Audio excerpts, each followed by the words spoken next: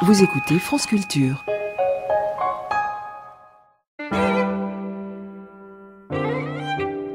Voici maintenant une Essistaxit, c'est-à-dire une enrichissante conversation avec l'incontournable Simone C'est moi. sur les tenants et aboutissants du génie scientifique et de l'invention technique. Simone, j'étais sur le point de t'entretenir de Sir Alexander Graham Bell, l'inventeur du téléphone, mais je me ravise, je change mon fusil d'épaule.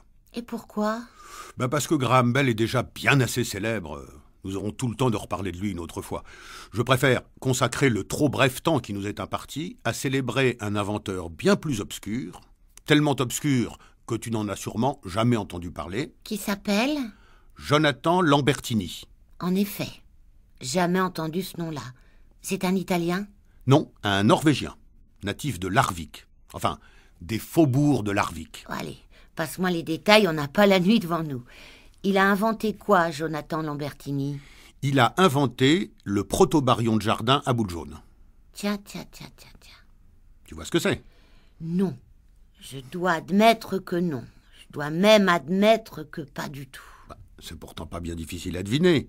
Il s'agit d'un protobarion classique au départ, mais là, c'est un modèle de jardin et il est à boule jaune. Écoute, le jardin, c'est une notion que je cerne relativement bien.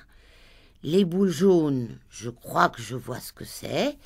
C'est des boules qui sont de couleur jaune. Donc toute cette partie-là, ça va, je me repère à peu près. C'est plus sur le concept de protobarion que je bute. Si, un protobarion. C'est une sorte de gyrobarion, mais sans le boîtier et sans les flotteurs. Et puis surtout, la connectique du protobarion est aux 3/4 inversée par rapport à celle du gyrobarion tel que nous le connaissons. Tel que tu le connais. Enfin, Simone, le gyrobarion. Écoute, je vais pas te faire perdre ton temps. Disons que je préfère fonctionner à la confiance dans cet entretien. Donc, d'accord, un protobarion qui se différencie des autres par le fait qu'il est spécialement conçu pour les jardins et que ses boules sont jaunes. Ah non, Simone, non, pas que ses boules sont jaunes, qu'il est à boule jaune. Parce que t'as quantité de protobarions qui sont à billes ou à tubes. Celui de Lambertini est à boule. Jaune. Oui, jaune, mais elle serait bleue ou rose, ça changerait pas grand-chose. C'est la présence des boules qui fait la qualité du truc. Et ton Norvégien, là, il n'a pas l'intention de mettre au point un modèle d'intérieur? Pourquoi faire, grand Dieu? Je sais pas. Pour faire ce que ça fait dans le jardin, mais à l'intérieur. Honnêtement, je vois pas l'intérêt.